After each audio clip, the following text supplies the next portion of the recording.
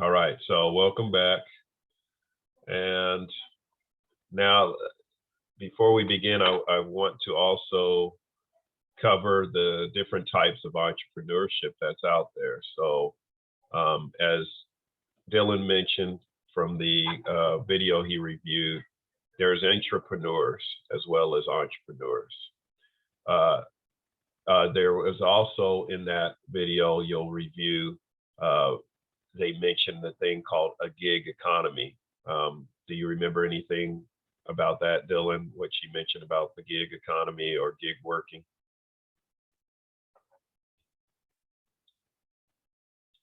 Yes, no, doesn't ring a bell. Okay. Well, we're going to cover that as well. So there we go.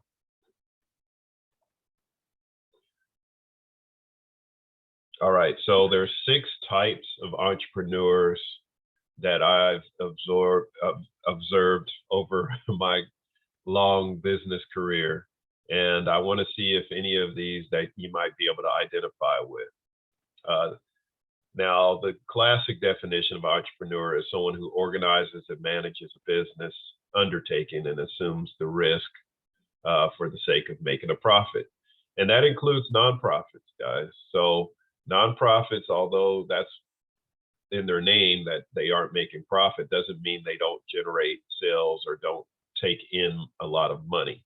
As a matter of fact, many of our large nonprofits take in millions of dollars in revenue, but we don't consider it like profit because they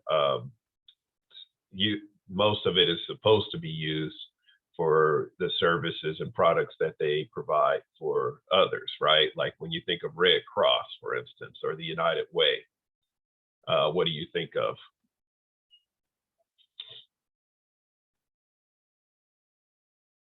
What do those organizations do?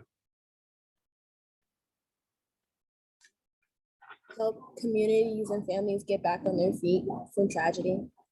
Absolutely right. When there's a crisis of any kind, hurricane, some kind of act of God, whether it's hurricanes or something like that, those folks are usually the first to come in and offer help to those suffering families, right? Same with churches, right? Most churches are considered nonprofit, but does that mean that they don't take in any money? Of course not. They still, folks donate money to nonprofits of all shapes and sizes. And so that's just one type of entrepreneur that I'll get into. So sorry, I kind of veered off there, but these 3 are a wealth builder, freelancer, and lifestyle artist. So with the wealth builders, these are the folks that come up with those grand ideas. And I know they were mentioned in that video, Dylan. So can you tell me an example of someone who's like a visionary who came up with this really huge idea that impacts the United States, if not the world? They mentioned like this one lady who had this like online like business, and like I remember like she sold it for like I think it was like 13 to 14 like $1 million. Right. Yeah, I don't.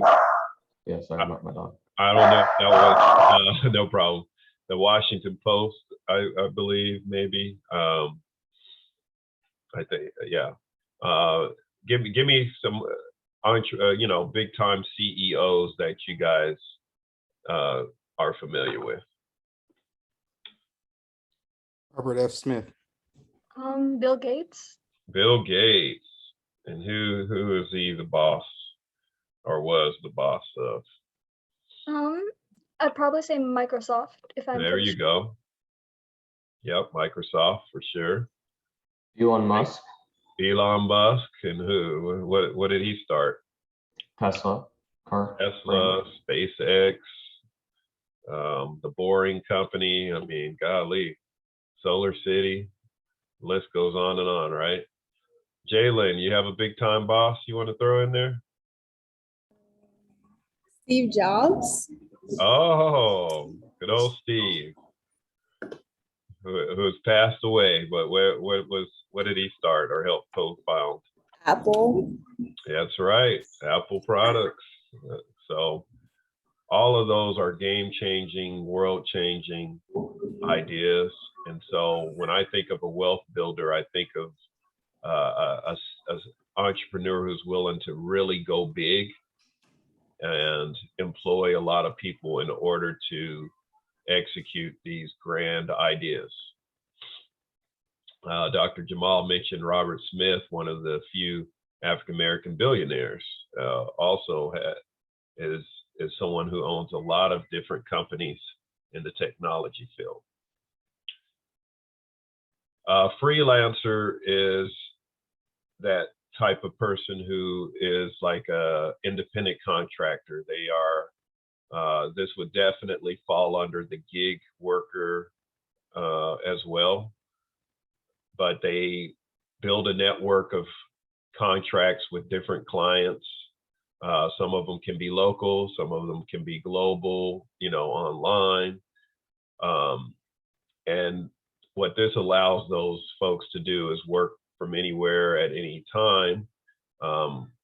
One example obviously would be with the drivers, right? There's a lot of delivery apps out there for people who own cars, and they can utilize their cars to what? Deliver people, right? So what's an app that usually where people are being picked up and taken, and you guys may have even used them. Uber, right. And the other one is Lyft, right? So there's very similar services and they deliver people, but then there's other delivery apps for delivering food. There's delivery apps for just delivering boxes and goods. So, these are very small examples of the kind of gig work people can do, but it really varies all over the place, right? I mean, you could consider even being an instructor at a gym a freelance job. If it's not, if they aren't employed by that gym, they can come in or they can set their schedule to run a class at any time, or if they're a personal trainer, they can come in and recruit people to train, and their clients are the people that they're training, right? So these are just a multitude of different entrepreneurs that fall under the independent contractor, freelancer, or gig worker type of entrepreneur. The third entrepreneur I separate as lifestyle or artist entrepreneurs, and these are folks that create businesses around what they're passionate about. They're usually very creative people. Sometimes they aren't in it for the money, like artists usually aren't always trying to, take their ideas big, but they do love the flexibility and richness of the lifestyle that maybe their artistry can encompass them in. So, I mean, there's so many different type of artists out there, right? So you guys give me an example of what kind of creative people you would consider like a lifestyle entrepreneur.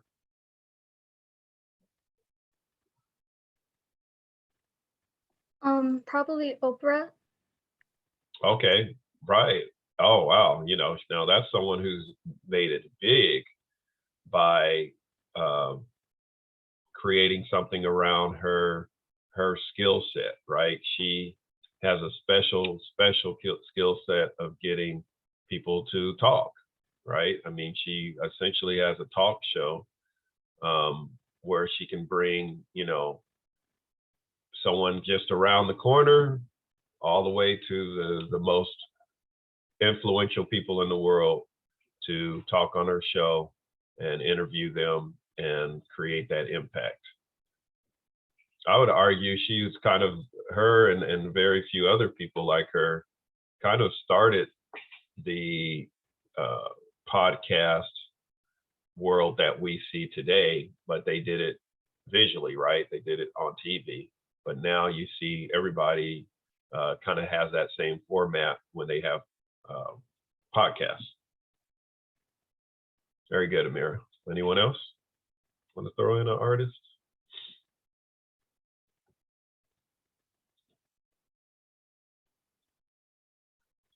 Well, what about actors? I know, Dylan, you have a favorite actor out there? I mean, I like Harrison Ford a lot. Harrison Ford, yeah. I mean, he's been in the acting world for a very long time. And, you know, I would consider acting an artist, you know, and there's certainly a lot of folks that don't make it to Hollywood, but they still can make a good living from being actors, right? Whether that's Broadway or off Broadway, you know, local theaters, or even doing commercials. You know, there's quite a few actors that I used to know in Florida that all they did was commercials, and they made great money just doing commercials. So, yeah. Musicians, come on, talk to me here. There's all kinds of ways you can create a lifestyle brand or around what you enjoy doing. I think we see that more and more, especially with your generation, of being able to showcase that on social media and get people to follow you just based on what you do. And that can actually generate income simply by,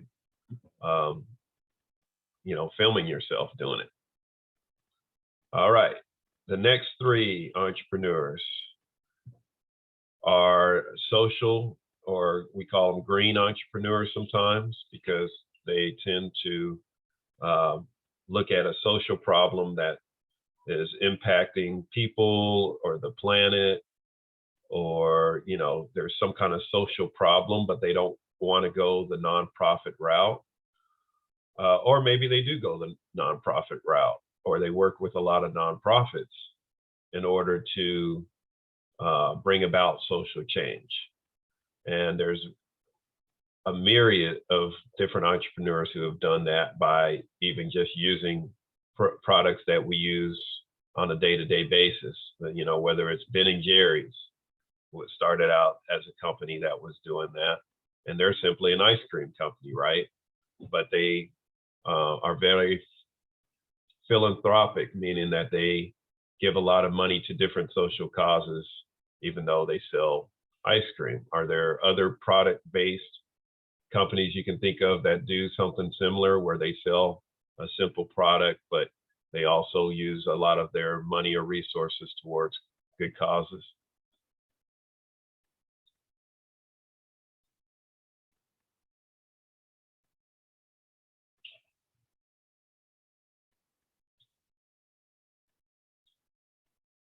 Not everybody speak at once here. All right, what about Tom Shoes? I don't know if you guys have heard of those, or Bamba Socks. Or Warby Parker. Or Warby Parker, right? So shoes, socks, glasses, where, you know, if you buy from them, they will donate a free pair to someone of need, right? Whether it's someone homeless or someone poor or in a third world country. That's one way to show that they are a social entrepreneur, right? Because it's embedded in their business model. Like, it's not an afterthought, like, oh, after I make all this money, I'll go ahead and start a foundation. It's like, no, this is actually how we run our business. Like, we set aside these products for folks of need at the very beginning. Serial entrepreneurs are those folks that are constantly coming up with new ideas, and they tend to only stick around for starting a business in the first 3 to 5 years. and then they're ready to move on to another business.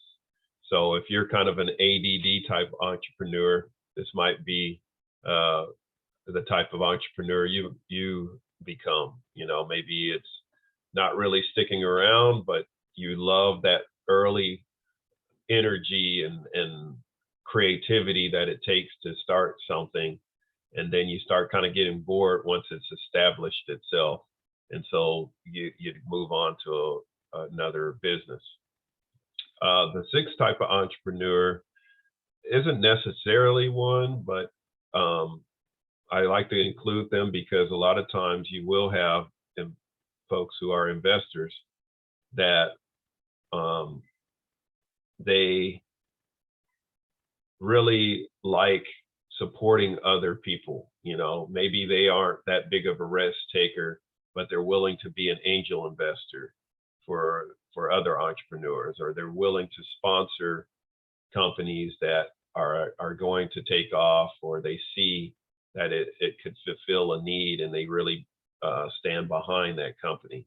And you see a lot of celebrities and athletes doing that these days. You know, maybe they don't have time to be a big time entrepreneur, but they have a lot of big money, and so they'll put their money behind concepts and ideas. And in essence, they are given, you know, just like when you see on Shark Tank, right? They're given what they call an equity stake, meaning they actually own a piece of that company without having to run the company, really. I mean, they're just contributing a lot of money before it goes public to that company, so that it is able to grow. So these are the six type of entrepreneurs, and just curious to know which one of these kind of speaks to you, or do you find a little bit more intriguing in terms of how you might identify yourself in any of these? Would it be the wealth builder? Would it be the freelancer? Would it be the lifestyle entrepreneur? Would it be the green or social entrepreneur? Would it be a serial entrepreneur? Or maybe you decide to just go ahead and pursue a career, but once you stack up some money, you want to support other entrepreneurs. Or why don't you go ahead and type in the chat which one kind of speaks to you more than the others? I'll go ahead and share, Professor Lynn. For me, I would say I'm more of a freelancer, but also that social and green part. The reason for the freelancer is that most of my business is through contracts or working with clients. And then also with the social and green, we recognize a problem that's needed in our community. And so that's the problem is how to be an entrepreneur, but also financial literacy, right? And so I noticed that in my community that was a need, that a lot of people want to be entrepreneurs, they want to be business owners, but they quite don't know how to. And so my goal is to make sure I'm educating them on how to be an entrepreneur, but also the things that come with being an entrepreneur and building your own company or your business. But also I focus a lot on the generational resources, which lead to generational wealth. For those of you, we talk a lot about being at the table, but also it's great to be at the table, but how do we stay at the table, right? How do people of color stay at the table within business? And so that's something Professor Lynn and I work a lot on, is making sure that, okay, we're getting you to that table, but also how can you be able to stay at that table and then also bring others to that table? Because everything about life is about those resources, because at the end of the day, we want to be able to leave something for our children, our grandchildren, or just for our families. And so, as you can see, just a great example. What's his name, Professor Lynn, that just bought the Wayner, what is it, the Wayner family or something, that just bought the Broncos? Oh, the Walton family. Oh, Walton. My goodness. Yeah, Walton family. That's a great example. Like that's money that was passed down to him, and he was able to purchase the Denver Broncos. So that's what I want our community to be able to do, is to, even when you're not here physically, you're able to leave something for your families, to buy maybe a football stadium, or to buy whatever you want to buy. Just that, and I think that's a great opportunity for you all, because most of you on here, families are entrepreneurs. So you already kind of see how hard it is. You see the risks that your parents may take and things like that. So just keep that as a eye and keep that in mind. Yes, yes. Any other thoughts? I see Dylan really liked the investor side of it. And Jalen is the artist lifestyle. I would consider myself kind of a mix of a lifestyle and a social entrepreneur. It took me a long time to kind of accept that about myself, because I think deep down I really wanted to be a wealth builder. I wanted to be like, come up with an amazing idea like Elon Musk or something. But I think at the end of the day, you know, you have to know what inspires you, what fuels you and keeps you motivated to do what you do. And so for me, having a mix of the lifestyle mixed in with the social entrepreneurship really keeps me driven. Mira, I see. Did you have anything that that spoke to you? I'd probably say a social entrepreneur as well. I tend to, for me, I wanted to, for right now actually, just before this meeting, I wanted to go and knock on people's doors and ask if they would wanted to donate for a small business so I can start my own.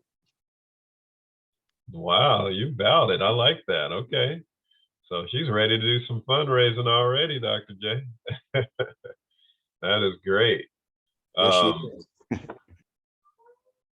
So I want to cover kind of some nuts and bolts, so you kind of get a scale and a scope of what business is out there, you know, and what it means to become an entrepreneur. And you know, I'm a numbers guy, so I think it's kind of important for you to see, like, what am I getting myself into? You know, when you look at just the state of the world and America, you know, and how I mentioned last time, last meeting, that we're going into a recession. Well, what does that look like? So let me give you kind of a financial illustration of what that kind of looks like in our world. So this chart is based on all the tax-paying Americans and what they report as income. So this may or may not shock you, but as you can see from this chart, it says that more than half of Americans earn less than $30,000. Now, it's probably went up a little bit since this report came out, but who knows what the average median salary in America is?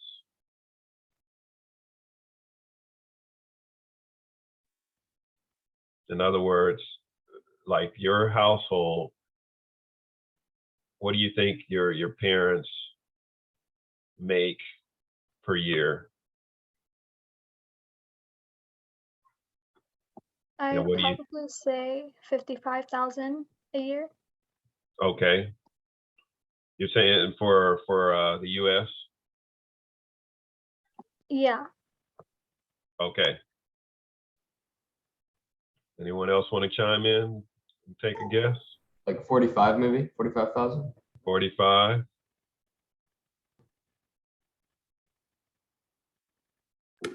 I think 50,000. All right. Maybe 100. All right. Well, if we were on The Price is Right, Amira would win. She was the closest. It was 56,000.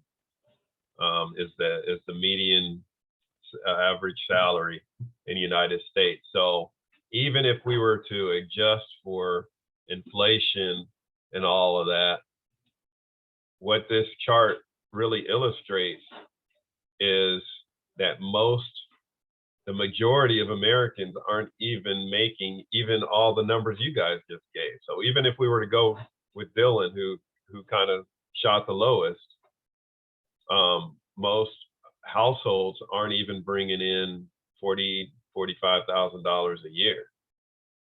Okay, and I don't know, is that a surprise to y'all? Put something in the reaction for me to show me, like, did y'all kind of sense it was around that, or did you think, what? You know, I thought everybody was balling America. What's going on here?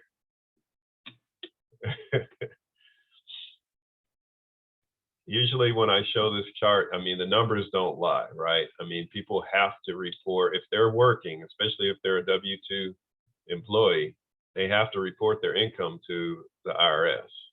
And to see, like, that although it seems on social media and TV that people have this great, you know, wealthy or affluent lifestyle, the truth of the matter is that most folks are just getting by. They're living paycheck to paycheck. And depending on what state they live, maybe the cost of living isn't as high. But as you guys know, living in Denver and living in Florida, the cost of living is not low. You know, like, rent is high, mortgages are high, food is high, gas is high. So it's really difficult, I would say, to live comfortably if you are working for somebody and don't really have the skills or degrees or certifications to kind of demand that you should be making way more than $40,000-$50,000 a year.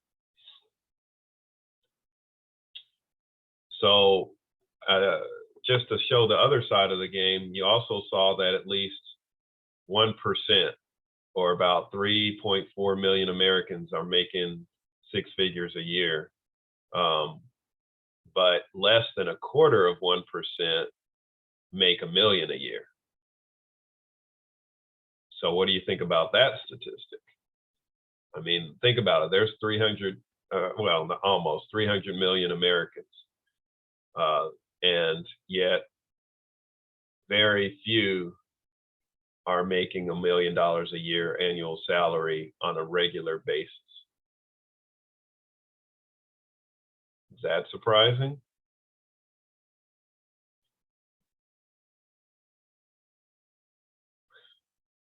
So in a country with this many folks, where we know that there's a lot of privileges that come with having high income and being able to buy things you want, how are people still buying the stuff they want without having the money to buy it?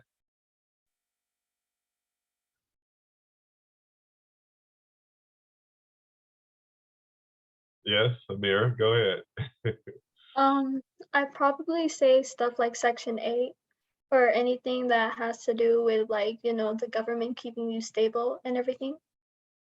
Okay, so Amira is suggesting, you know, people are living off of government assistance, right? Like, maybe that's how they're getting over, because they have, maybe their household has, you know, a certain number of people that brings them to this income limit where the government will kick in and help out with housing and food and things like that. And then they using their extra money, or maybe some under the table money, to live the lavish lifestyle or buy the stuff they really want to get. Okay, I love that suggestion. What else? What is another way that Americans are trying to keep up with the Joneses? Professor Lynn, I'll say some credit cards. Well, I was hoping Dr. JB, the kids, would say that. You took the words right out of their mouth. Debt, y'all. I was gonna say debt and credit cards. There you go. There you go. I mean, unfortunately, it is a real thing. If JB, can you pull up the debt clock real quick so we can show them just how crucial debt is to the average American lifestyle? Yeah, just look up U.S. debt clock. Yeah, it's a very real thing.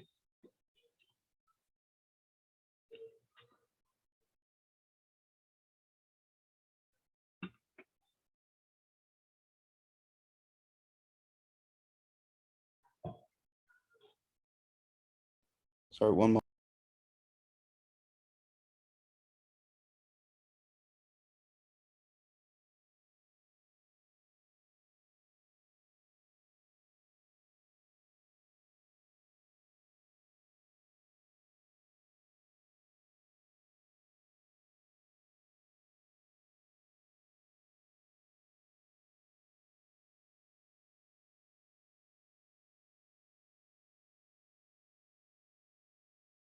All right, here we go. Let me see.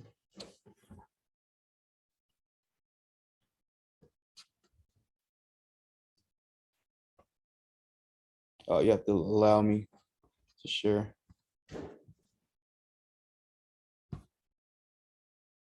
Allow me to share, Professor Lynn.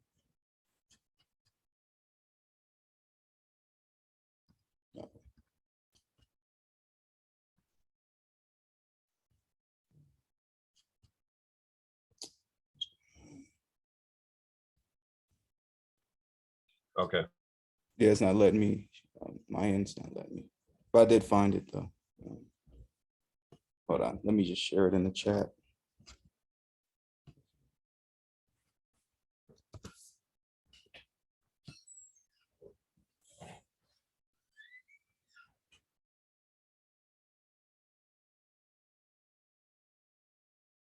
I just shared it in the chat. Are you all able to see that?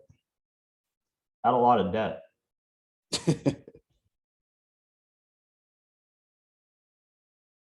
And this is live, I'm gonna say.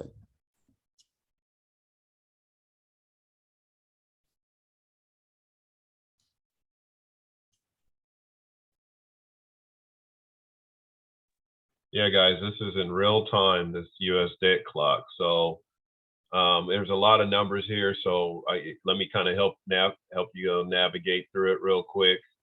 But for instance, obviously the U.S. national debt is the one that most of us keep track of. And that's, a redonkulous number, right? I mean, we're talking $30 trillion. Another one I want to bring to your attention is the credit card debt and student loan debt.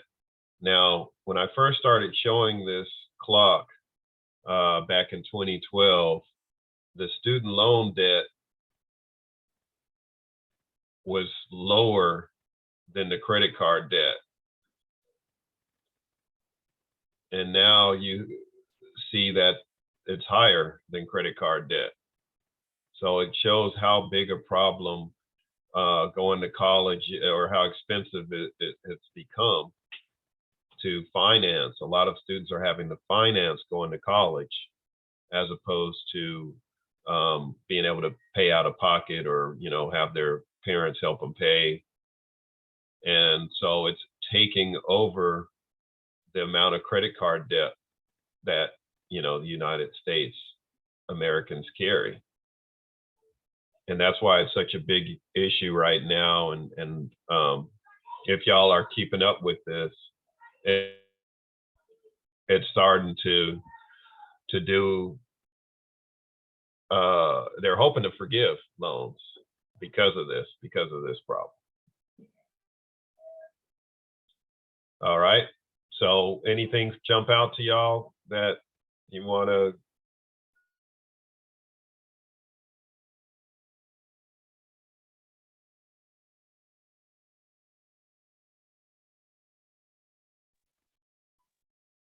Anything?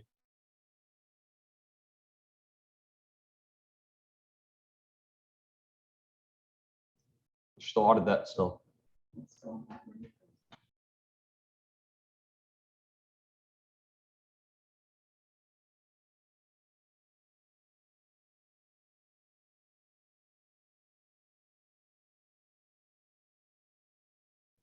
I have a question about the student debt. Is that just all like college and like savings, like that kind of stuff, just spent on colleges and like stuff like that? That's literally people taking out school loans Oh my God. from the United States government to pay for their college. That's a lot. I'm in that list. I'm sure Dr. JB is also in that list. Yes, I am. And it's an unfortunate option that many of us, especially if you're first generation, have to take in order to pay for school. I mean, and I had scholarships. On top of grants, everybody is eligible. Well, most Americans are eligible for grants, but Pell Grants don't even cover tuition at most state schools anymore. Honestly, if you ask me, I'm more surprised of the state debt because I thought like America never really had a problem with taxes. Yeah, so the crazy thing about all the tax money that they collect is it still doesn't offset the expenses that even the federal government spends every year. So when you hear a term called deficit, it actually means that the government, like the senators and House of Representatives and the president, all agree that they're going to overspend every year, which creates even more of a debt of the government itself. So our government is in debt. It's not just individuals.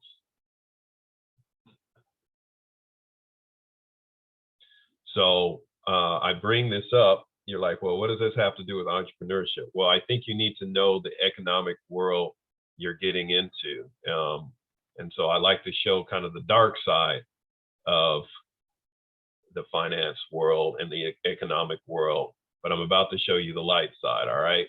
So you've seen Darth Vader. Now I'm gonna show y'all the Force. All right. I'm gonna show the bright side to this. So hold on real quick, and then we have our wonderful guest speaker here too. So we'll have to take a break so we can get him ready. But here's the bright side. All right.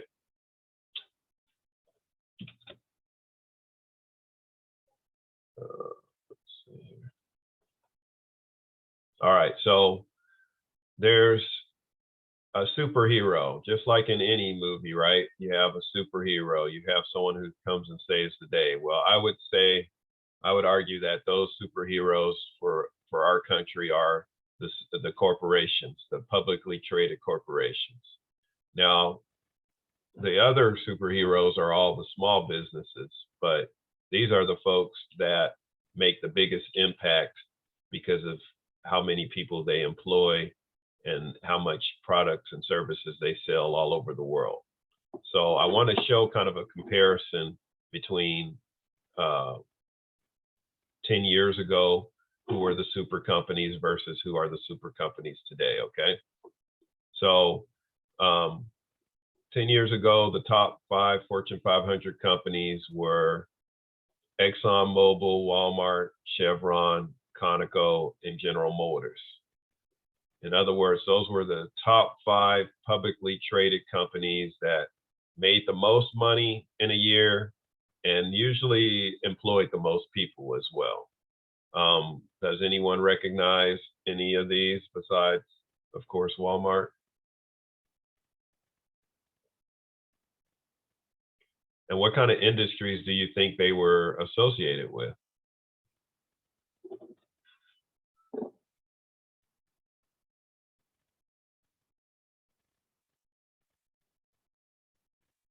Anyone? I mean, the number one wasn't Walmart 10 years ago. It was ExxonMobil. They deal with oil and gas, right? I mean, the majority of these are all oil and gas. Chevron is oil and gas. ConocoPhillips, oil and gas. General Motors, cars, right? But cars need gas. So isn't it interesting to see 10 years ago how much more dependent the United States was on big companies that produced oil and gas. The top 5 private companies back then were, they're a lot smaller than publicly traded companies, and they don't have to report, they aren't required by the federal government to report their revenue. So in some ways, it's kind of hard to track private companies, but these are the top 5. Do you recognize any of these 5 at all? No? Oh, and some of y'all don't eat candy, because I can tell you that 2 of these are responsible. I guarantee you, you've eaten at least something from either Cargill or Mars. Okay. Now, you may have recognized Mars from maybe some candy bars you might have eaten that have the Mars brand on them.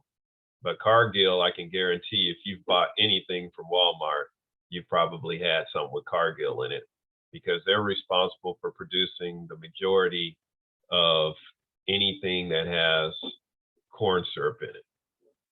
And most boxed products, whether, you know, it's been refined in the powder or in a drink, 9 times out of 10, it has some kind of corn syrup in it.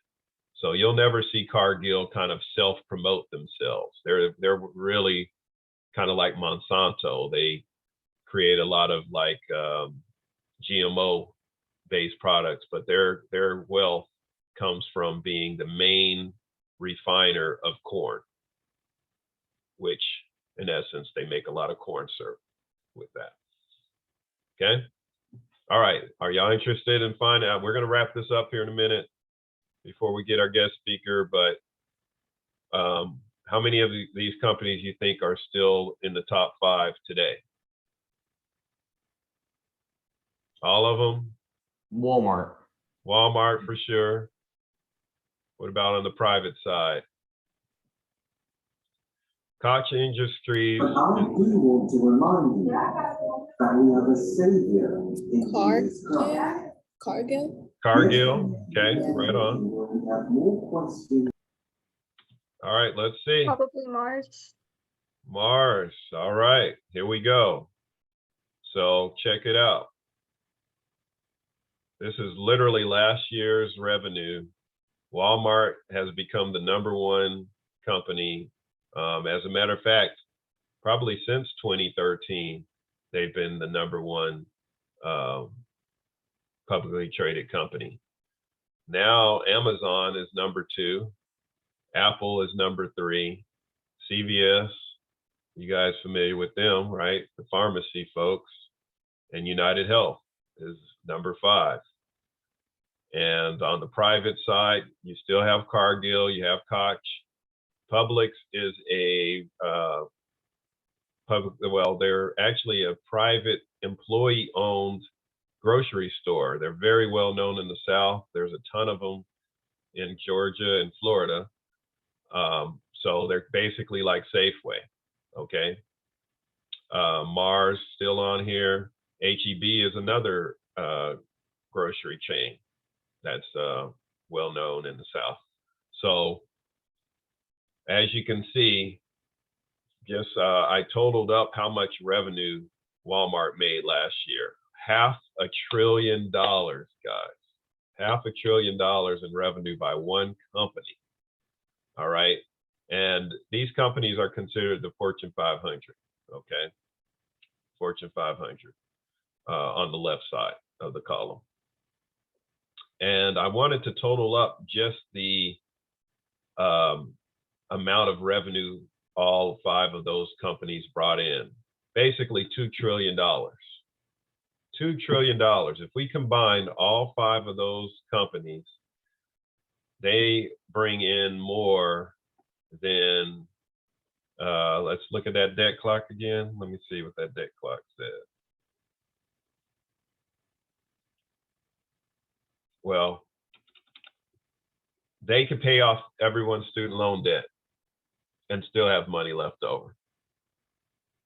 Let's just put it like that, right? Because the student loan debt is at $1.7 trillion. And this is just 1 year of revenue for the top 5 companies. They could wipe out every American's debt and still have money left over. So would you consider that as being a superhero, potentially? I think so. Because guess who pays the most in taxes? These same corporations. So that's why it's so important that we have entrepreneurs like you guys that want to start businesses, create wealth, not just for yourself, but for valuable products and services for other people, because it keeps our government afloat. Without successful companies, our government would really be in worse shape than they already are financially, because they're the ones responsible for paying the most taxes to the government to fund everything else that you mentioned, to fund welfare and to fund Medicare and to fund our defense, our military. So this is the big picture economically of what entrepreneurship really looks like and the impact that it has on our world. All right. Okay. I'm going to pause real quick.